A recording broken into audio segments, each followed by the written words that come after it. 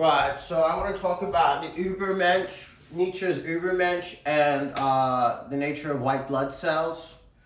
I was researching a little bit up on it for this video, and essentially, when your body is subject to a disease or is fighting off an infection, it produces these T and B cells.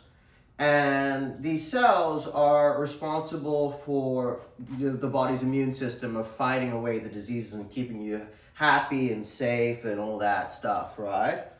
And basically, people who succumb to things like diabetes, their white blood cells can't identify or differentiate the actual kind of threats to the body from the body itself, so it starts to destroy itself quite literally. And luckily for most men, autoimmune diseases like that, where white blood cells can't differentiate, are 80% affecting women to 20% men, quite disproportionate. But what I'm trying to kind of look into here, so the B cells produce the antibodies, which are basically targeted weapons built specifically for one pathogen, and the T cells kill the infected cells directly and coordinate the whole response. And the main job of the white blood cells is to detect and destroy anything that shouldn't be in your body: bacteria, viruses, fungi, parasites, cancer cells, and dead tissue.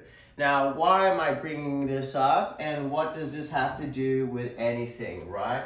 Well, it has quite a lot to do with what I want to bring up, which is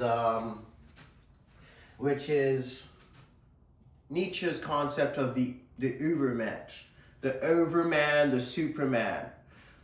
He defines it not really as a thing, a physical thing. He doesn't reify. He doesn't say it's something necessarily to like that there are people that are that and there aren't. It's more so the pursuit, a bridge, a striving towards this thing. And I'm talking today about the strive to greatness and the desire to embrace man's struggle for alignment towards his notion of the Übermensch or Superman or whatever you want to call it. And it's completely predicated on this notion of white blood cells, because in order to get there, in my interpretation of Nietzsche, you must purge the body and the external environment of surroundings that are anathema to your success or becoming the Übermensch. And sometimes this can be factors that actually are uplifting you and limiting the amount of pain or helping you.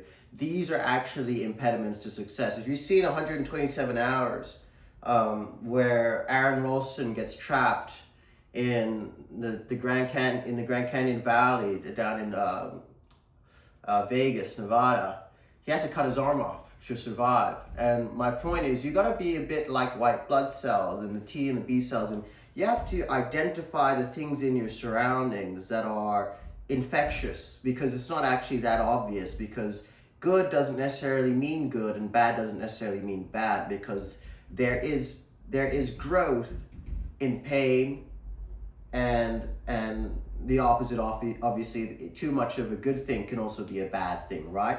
So his concept of that which does not kill me makes me stronger is very important, but I'm more so talking about the need for isolation and the need for purges, because the only way to become the Übermensch is realizing that you will never ever become the Übermensch. It is an ideal to be striven towards, and that itself is becoming the Übermensch. And I'm saying the only way you really do that on top of that is twofold. Not just realizing that you'll never really get to that ideal of perfection in the Übermensch, but the strive towards it is that ideal. And then the second fact is you need to purge.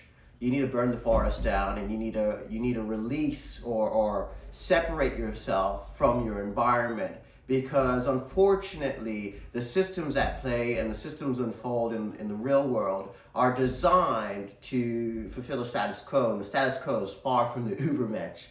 The status quo is far from the Übermensch. The status quo doesn't even have autonomy or like cognizance of basic things. It's all just flow, ebb and flow. And you need to get out of that ebb and flow. You need to get into a completely different orbit, because the surroundings, your friends, your family, trust me, they are diseases. They are infections. They are cancer, and they're slowly killing you every day, 1,000 cuts. You have to isolate yourself from infections and diseases in order to truly amount to the heights of the Übermensch. Think about COVID-19, think about kind of the social isolation. In Hong Kong, we faced human rights violations. I had to stay in a hotel for 3 weeks alone, even though I didn't have COVID-19 or anything, just to enter the country when it was happening. And it's a great metaphor for the fact that only in that isolation can you bear the kind of fire and the desire and the cognizance and clarity, the mental clarity to see your path to become the Übermensch. Because all these distractions, all these other things have their other views of the world and their weights, their anchors. You must cut the rope to be free.